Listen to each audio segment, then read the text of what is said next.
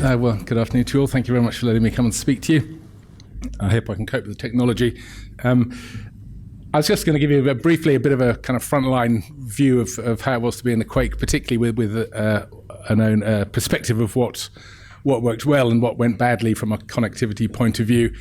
And I want to offer an apology. First of all, I have very limited technical understanding of these issues, so I hope you forgive any errors or omissions.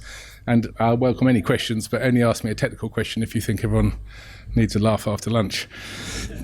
So this is Ohau Point, north of Kaikoura, which is currently the biggest thorn in the side of NZTA. It's the biggest slip.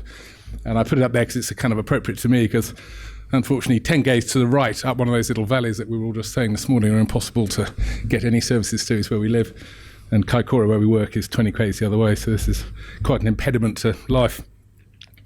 The next thing I've got is just this is just a little simulation to kind of set the mood a wee bit of the earthquake. So the colour, the darker the colour, the bigger the ground movement. And and this is real time. So the bigger peaks are the biggest ground movements. And up in the corner here, you can just keep an eye on the bright lights of Wellington. And Clarence Valley, where we live, I can tell you where it is, because it's the biggest black peak that you can see.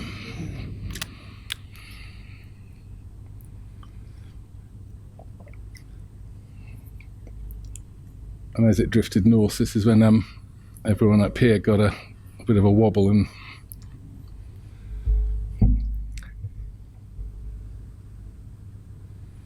so that's just a bit of an idea.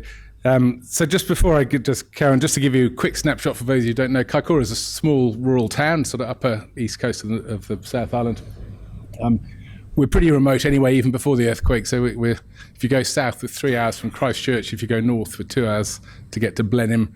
There's only our 3 roads into town, and the third one goes inland towards the Lewis Pass. So we were, before this all happened, very staunch supporters of innovation and connectivity, both in the realms of sort of telehealth and telemedicine, and also the black, this was a huge mobile, and there's still actually an enormous mobile black hole. So these were important issues for us, but they were brought into very stark perspective by the earthquake. So what you just saw happened then had a few effects, and the most immediate effect was that it blocked all the roads. So this is up north of Kaikoura, and basically every headland, I think it's me making it wobble, isn't it? A big slip on every headland all the way back to town. Going south, there's a rather prophetic little road sign. This is about just south of the airfield, just as you hit the coast there. And these slips don't look too bad, and people actually tried to go across on their motorbikes, and they did, in fact, and on pedal bikes and so on, as I'm sure you've seen in the news. But when you're up close to them, they're pretty grunty things, and it was, as a side issue, very fortuitous for everyone that this was 10 past midnight and not 10 past midday. It was a Sunday, it was November, there was a horrendous amount of traffic. If this had been the middle of the day, we would still be digging out cars 6 months later. I don't have a photo of the inland road, but that was blocked also, and all 3 roads were blocked for a month. And in fact, both Highway 1 South and North are once again blocked, and it and for a long time to come. The other, just is the end of my geology lesson, then I'll get it. The other thing that was very interesting was this, which is uplift of the seabed. Which, so this is looking down on South Bay. I don't know if anybody's familiar with Kaikoura, but the sea used to lap up literally against the path just at the bottom of the hill, and this enormous uplift occurred.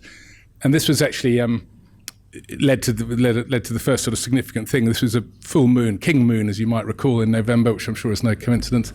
And it was quite a moonlit night, quite bright.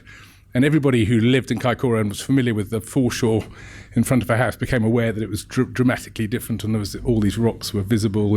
And it looked to everybody like the lowest imaginable of low tides.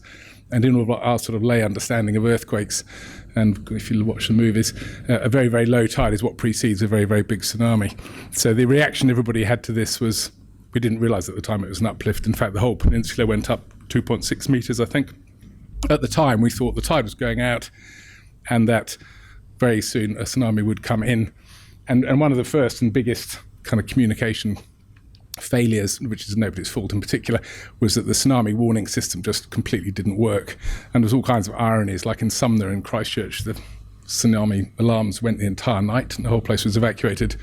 And in Kaikoura, they never went at all.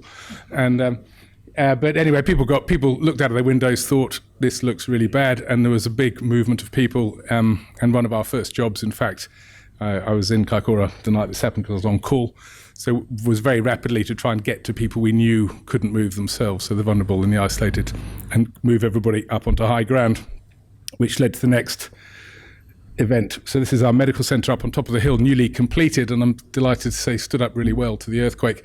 But we happened to be at the top of the hill. And we also had the only power because we had good generators. And so by default, we became the sort of the point where everybody assembled, which was, in some ways quite good, and in some ways made the ensuing few days extremely difficult.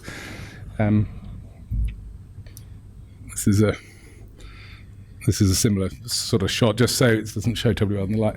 But so overnight, there was a huge movement of people, and as I say, one of our first jobs was to get around and try and get people away from the foreshore. The other thing about, just briefly, this is our new medical centre. So there's two things that were great. One was that we had power, we had good generation, and then the other thing, the town as a whole lost all power, it lost all cell phone coverage, it lost all landline, lost all internet, lost water because the main town supply tanks all ruptured, and it lost sewage, not that people were immediately aware of that. But by great good fortune, and for technical reasons that I'm not going to be able to explain properly, we remained hardwired to the Canterbury District Health Board and to the public hospital by, this is my one foray into tech lingo, by a WAN system, a wider area network. And I'm not entirely sure how that was supported, but whether it was by good luck or good planning, we didn't have phone lines, we didn't have cell coverage, but we did have the internal phone connection to the public hospital, and we had internet, and we had free internet. And it didn't take very long for people to realise that we had free internet, and so this was tremendously useful. So it was actually seriously useful, particularly that we could ring the hospital. We had a lot of injured people. We were flying out helicopters. It meant we could do a lot of liaison with the hospital. Otherwise, would have been extremely difficult. The internet was less useful to us initially, although it meant we could refer patients. We could send digital X-rays. We were able to do, which I'll come back to at the end, some virtual clinic stuff that we've been trying to make the stupid DHB do for years, and they had to start doing it. But one of the unintended consequences was that we became known very rapidly as the place where there was free internet and the only place in town, and that's a key point which I'll come back to. This is next morning. This is Highway 1 down the south, and this is the little lane that goes down to the hospital to provide emergency access. And that was the little lane through which we had to get emergency access. So we had every tourist in town.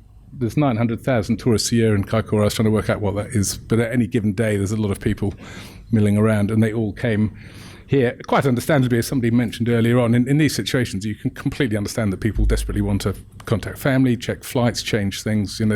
So people were desperate to get internet cover, but it made the medical services job extremely hard. So this is this was the sort of typical scene. There was absolutely no way in or out by road from the area. Everybody got moved by air. This was the biggest air evacuation, I think, in New Zealand history by the end of it. But so we usually had 3 helicopters sort of up the front here. The bit of this photo I wanted to point out was, if you look at the front entrance to the only entrance to the hospital there, it was jam-packed. And so for us to move patients through, you literally had to push through the crowd.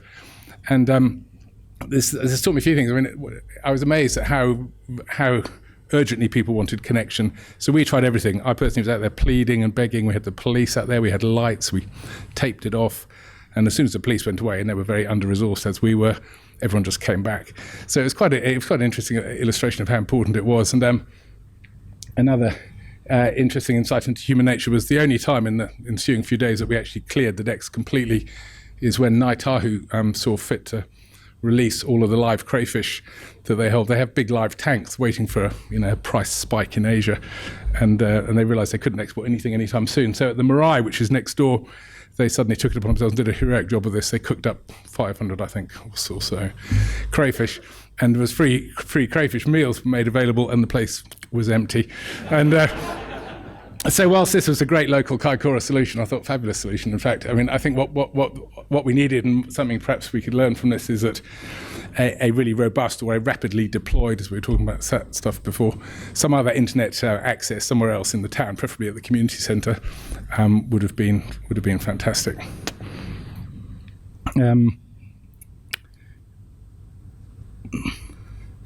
That's a bit more of the same. A brief talk about, this is not a very good photo, this is what was happening inside the building, and this is just in the first 24 hours. So, as I say, I was on duty in, how am I going, Michelle? Okay. I live up at the Clarence Valley, and my family was stuck up there and stuck for quite a long time, and they were in one of those very remote farmhouses that didn't have any of anything, and there wasn't cell phone coverage in the first place. So I'll come back to that. In here, in the first 12 hours, we were very low-tech, as you can see. We'd reverted to the whiteboard and half-hourly instalments of what should we do next. But the problems that we discovered pretty quickly was that we had no way of talking between teams. So the fire brigade could talk on their radio, the ambulance could talk on their radio, I could talk on my truck to the ambulance, but I couldn't talk to the police or anybody else. And that made for some really confusing times, especially as we were all doing the same job, essentially, which was trying to identify vulnerable people. Who can remember Mrs. So-and-so who's on her own, who's in a wheelchair, who's going to need help to be moved. And there was a lot of doubling up where people were door knocking. And it was very difficult to all talk to each other.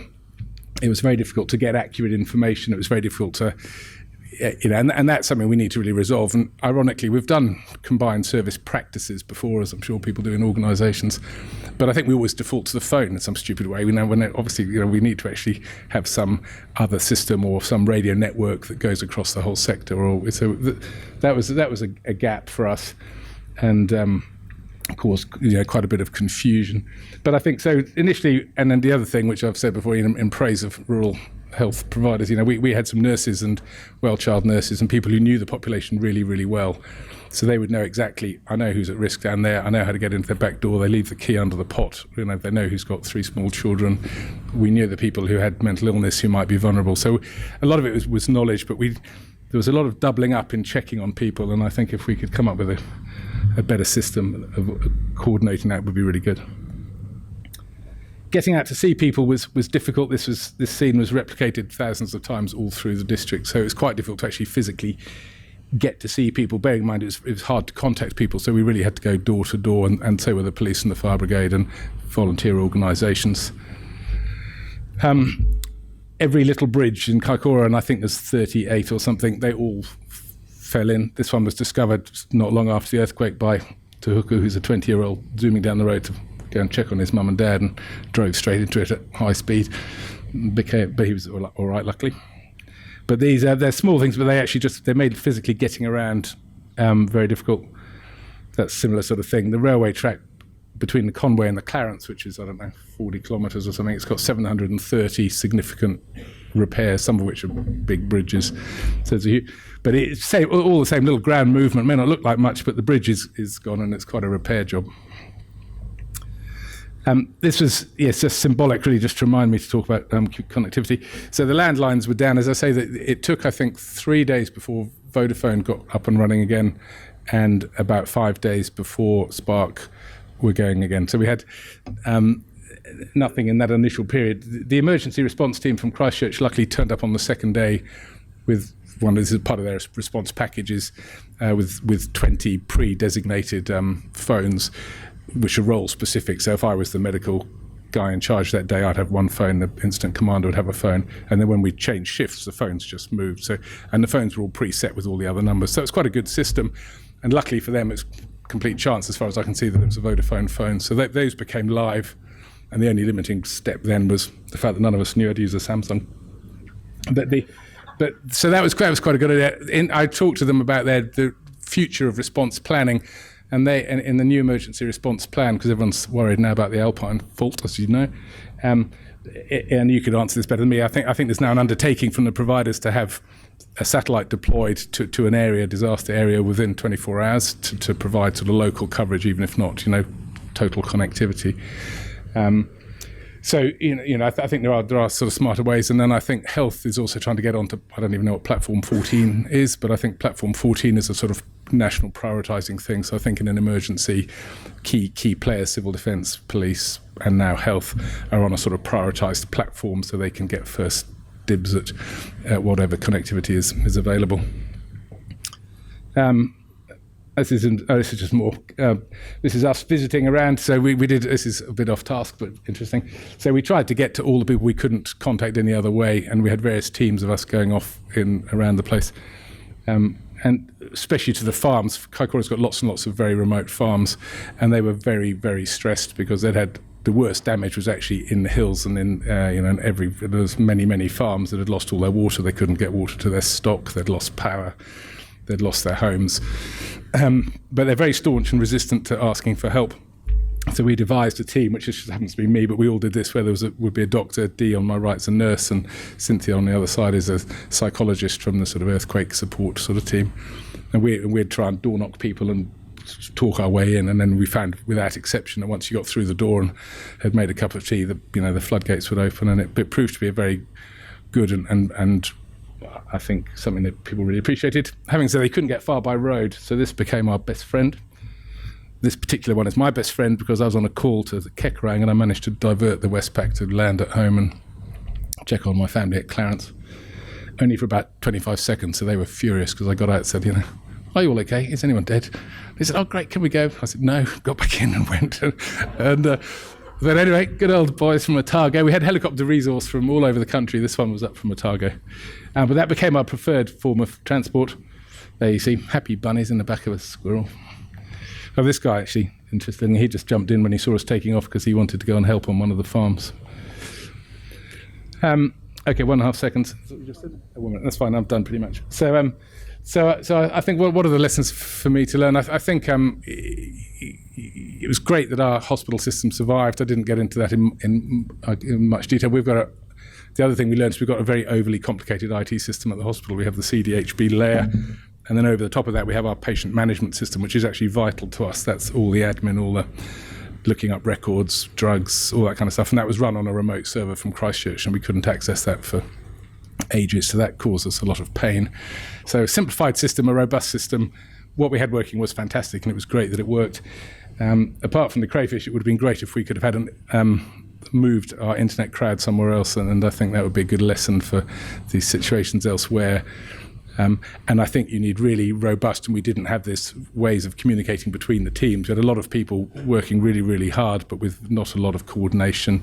I mean, I think we did well in difficult circumstances, but that would be something we all could do with working on. So that's a bit rushed, but I hope that was of interest. Kaikoura remains a beautiful place, despite the fact there's no roads at the moment. And I'd for the mobile black hole, the whole of the inland road, which is currently the only way you can access Kaikoura, which is itself very vulnerable to bad weather and dangerous at the best of times.